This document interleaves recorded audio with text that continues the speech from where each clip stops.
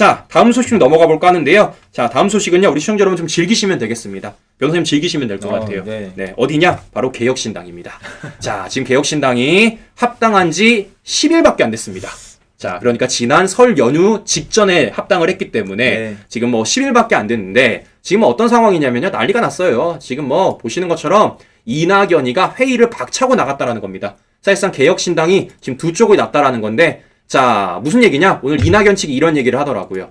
개혁신당 오늘 이준석 사당 공식 의결했다. 이런 얘기를 하고 있습니다. 그러니까 사실 이낙연이 이재명 사당을 비판하면서 민주당을 뛰쳐나가는데 이제는 개혁신당에도 이준석 사당화를 얘기하면 뛰쳐나가고 있는 상황이라는 거예요. 그러니까 지금 완전히 난리가 났다라는 겁니다. 자, 그러면 이게 왜 이런 얘기를 하느냐? 오늘 이런 일이 있었다라는 겁니다. 자, 그러니까 오늘 실제적으로 개혁신당 회의를 가졌는데 그 회의 과정에서 사실상 개혁신당이 이준석한테 총선 지휘권을 주는 것을 최고위에서 의결을 했다라는 거예요. 사실상 이준석이 뭐 정책이고 공천이고 모든 것을 전담할 수 있는 모든 전권을 이준석한테 줬다라는 겁니다. 그리고 그게 오늘 최고위에서 의결됐다라는 거예요. 네. 자, 그럼 사실상 이제 이준석 맘대로 이 당을 어떻게 할 수 있는 건 아니겠습니까? 좌지우지하겠다. 그렇죠. 좌지우지하겠죠. 그런 부분이죠. 네. 그래서 이낙연이 이와 관련해서 야, 이거 지금 이준석 사당하다라고 뛰쳐나갔다라는 건데 자, 사실 변호사님도 뭐 예전에 얘기하셨겠지만 이거 예견됐던 상황 아닙니까?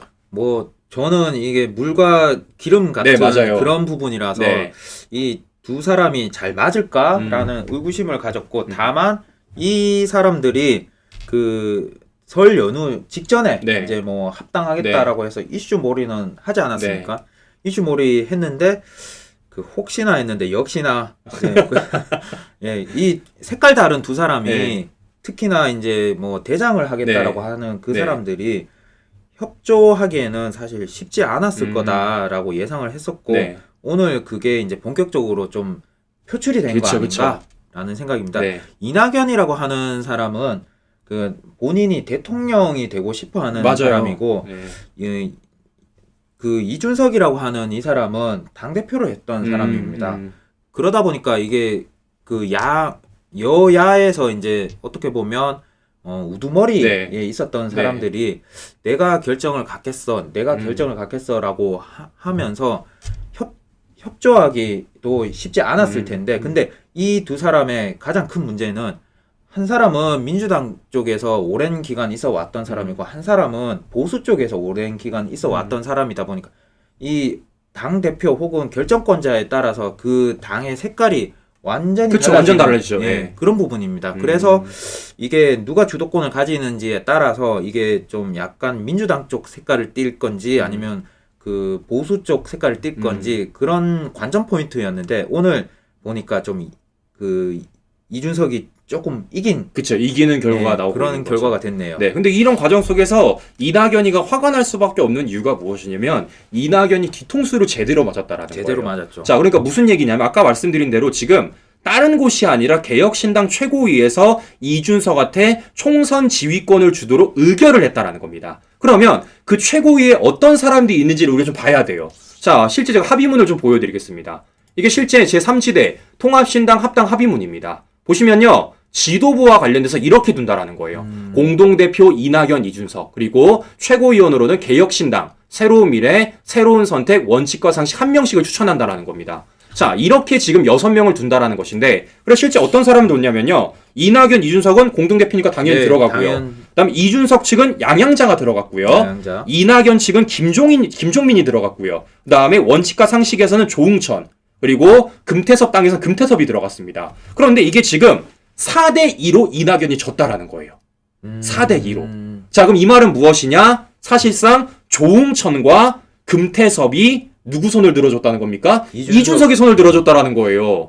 저는 이해가 안 가는 게 금태섭이고 조응천이고 원래 민주당 쪽에서 있는 사람은 아니겠습니까? 민주당 쪽 인사였죠. 그렇죠. 그런데 지금 이낙연이 아니라 이준석 손을 들어줬다라는 겁니다. 그래서 실제 오늘 언론들이 어떤 사진을 공개를 했냐면요. 이런 사진 하나를 공개를 하더라고요. 바로 이겁니다.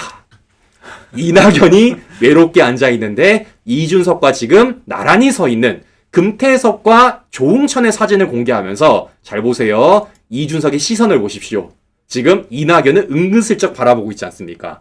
그러면서 이 사진을 클로즈업 해보면요. 더 재밌는 건 무엇이냐? 바로 두 사람이 손을 잡고 있다라는 겁니다. 아, 네. 이게 지금 개혁신당의 상황이라는 것이 여러분. 이게 개혁신당의 상황이라는 겁니다. 이것만 보더라도 지금 어느 정도로 이상해지고 있는지. 무엇보다 조홍천 넥타이 색깔 보세요.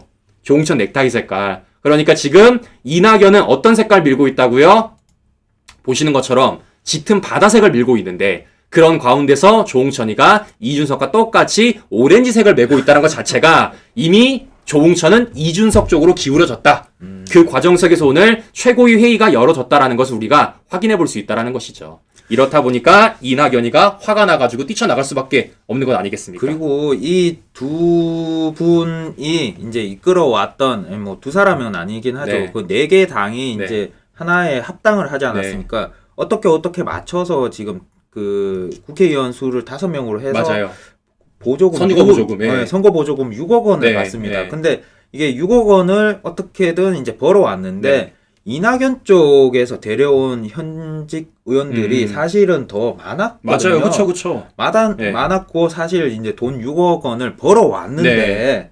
그 6억 원 중에 내가 이제 어떻게 보면 주도권을 갖고 써야 되는데 이게 이준석이라고 하는 이 사람이 이제 홀라당 가져가 버리니까 이낙연 오늘- 입장에서는 약이 오르겠죠. 오늘 이불킥 좀 하겠네요, 오늘. 그렇죠. 네, 오늘 이불킥 좀 하겠는데요. 쟤들 뭐야 뭐 네. 이런 생각을 가지지 네. 않겠습니까? 근데 이런 과정 속에서 오늘 이준석이가 이렇게 지금 불이 화가 불타고 있는 이낙연한테 기름까지 부었습니다. 자, 무슨 얘기냐? 오늘 이준석이 관음클럽 토론에 나가서 이런 얘기를 하더라고요. 선거운동 이낙연 의견 무시하고는 못한다. 이런 얘기를 하고 있습니다. 이거 진심이겠습니까? 제가 볼 땐 진심 아니라고 봅니다. 자, 보시는 것처럼 이준석이가 오늘 이낙연을 이겼기 때문에 이런 과정 속에서 지금 이낙연한테 뭐까지 하고 있다라는 겁니까? 지금 기름까지 붓고 있다라는 거예요. 자, 그러면 저는 이낙연이 이대로 지지 않을 거라 생각 들거든요. 이대로 무너질 수 없지 않겠습니까? 아유 그 이낙연은 이제서야 준스톤의 맛을 그쵸. 본 거죠. 네, 그쵸. 네, 이제 네. 봤으니까 앞으로 어떻게 해야 될 건지 네. 이제 스스로 이제 또 고민을 하겠죠. 네.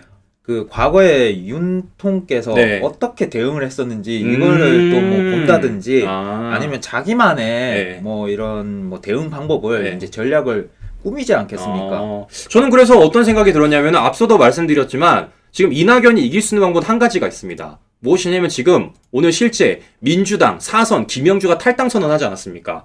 그 이유가 컷오프 20% 하위 20% 통보를 받아 모멸감을 느꼈다라는 거예요. 그러면 이 사람이 이제 탈당했어요. 네. 그럼 이제 이낙연 쪽에는 어떤 생각 들겠습니까? 데려오게자. 아 이쪽으로 네, 와라. 와라! 얘기했죠. 라고 지금 러브콜 보내지 않겠습니까? 더 나아가 김영주를 시작으로서 민주당에서 탈당이 이어질 것이고 그 탈당을 한 민주당 의원들을 분명히 이낙연이가 일로 와라! 라고 러브콜 보낼 것 아니겠습니까? 러브콜 보낼 거고 네. 이제 그렇게 해서 세를 불려가지고 네. 이 개혁신당 안에서 그쵸.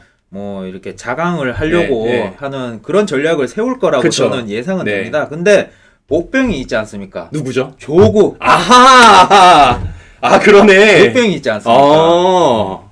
그러니까 지금 조국도 러브콜 보내고 이낙연도 러브콜 보내면은 지금 민주당 현역 국회의원들 탈당한 사람들이 어디를 갈까 선택을 하게 될 것이고. 그렇죠. 아까 그래서 제가 네. 몸값을 이렇게 받고 갈 거라고. 네. 야, 그럼 과연 이 과정 속에서 조국이 새를 불릴지, 과연 이낙연이 새를 불릴지 지켜보면 될 것이고, 그런 과정 속에서 과연 이준석은 또 어떤 행보를 보일지 우리가 잘 지켜보면 되지 않을까라는 생각이 든다라는 것인데요. 근데 중요한 건 무엇이냐면요. 준석이가 총선 지휘권을 가졌다고 하더라도 지금 사람이 안 옵니다. 자, 무슨 말이냐면은 실제 지금 공천을 하려면 뭐가 필요합니까? 지지율이 좀 나오고 그쵸. 사람이 있어야 될 그쵸. 텐데. 그리고 무엇보다 공관위원장이 있어야 돼요. 그렇죠. 왜냐, 이준석이 공천하면 사당화 아니겠습니까? 그런데 그 공관위원장과 관련 첫 번째, 지금 김종인 전 비대위원장 안 하겠다 그랬어요. 심지어는 어떤 얘기들이 들었냐? 유인태 전 사무총장도 나 안 하겠다라고 거절하고 있다라는 겁니다. 자, 그러니까 지금 개혁신당이 이낙연과 이준석 간의 싸움뿐만이 아니라 지금 공관위원장도 못 모시고 있는 이런 상황 속에 있다라는 거예요. 사실상 공천 작업 제대로 할 수 있을까라는 의문까지 든다라는 겁니다. 이게 지지율이 뭐 적어도 한 10% 정도 그쵸, 나왔다라고 그쵸. 한다면 네.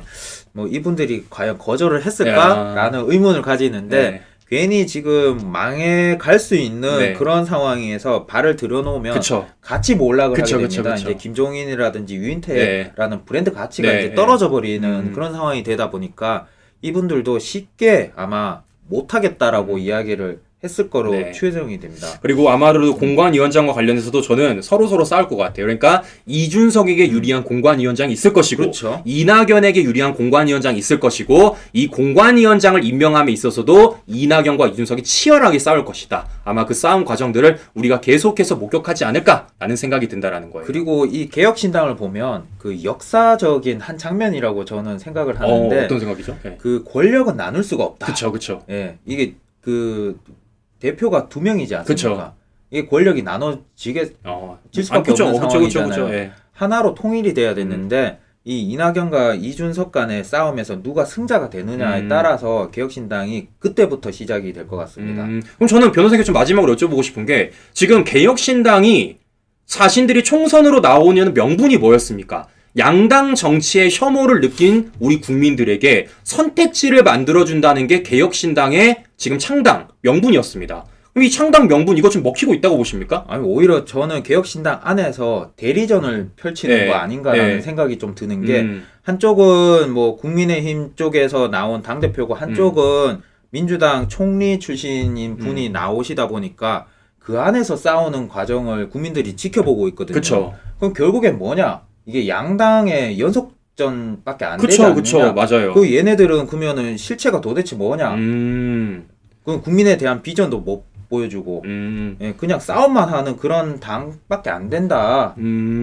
그런 시각으로 볼 수밖에 없을 것 같다는 생각이 듭니다. 그러니까 사실상 지금 양 당들이 과거 이 당권과 관련된 싸움들을 이어나갔었고 그 당권 싸움에 있어서 우리 국민들이 굉장히 많은 비판을 했었고 그 양당에 대해서 많은 분들이 부정적으로 생각을 했었다라는 겁니다. 근데 그 지긋지긋한 당권 싸움을 지금 이준석과 이낙연이 똑같이 벌이고 있다라는 똑같이 것이 벌이고 있죠. 그렇기 때문이라도 우리 시청자, 우리 국민 여러분들은 이 개혁신당 별거 없구나. 똑같구나 라는 생각이 들 것이고 저는 제가 생각할 때는 아마 많은 선택받기 어려울 것 같다 라는 생각이 든다라는 것이에요. 자, 그렇기 때문에 과연 이 개혁신당이 추후 어떤 행보를 보일지 과연 이와 관련해서 어떤 결과물을 만들어낼지 지켜보는 것도 이번 총선에 있어 한 가지 포인트이지 않을까 라는 생각이 든다라는 겁니다.